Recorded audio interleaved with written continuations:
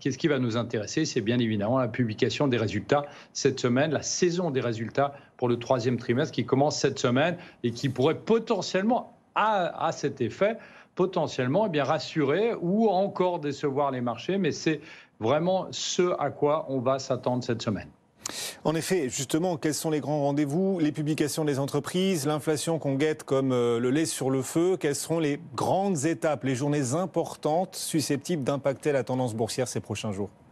Écoutez, cet après-midi, même si vous l'avez dit, le marché obligataire est fini, vous avez plusieurs membres de la Fed qui vont parler, dont Evans et Brainard, et ils vont nous confirmer qu'ils vont continuer à monter les taux aux États-Unis.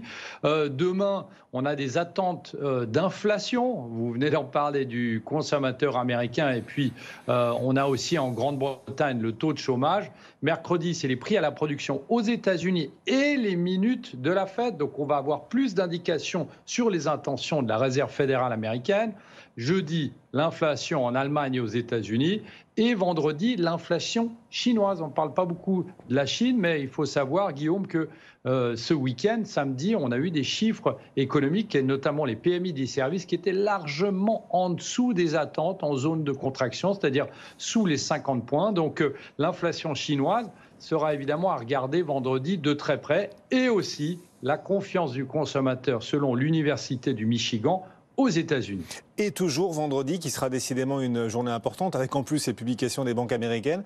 Toujours vendredi donc, le Royaume-Uni, puisque c'est vendredi que la Banque d'Angleterre doit cesser ses achats d'obligations long terme, ses rachats supposés sauver, aider, soutenir, conforter les fonds de pension britanniques.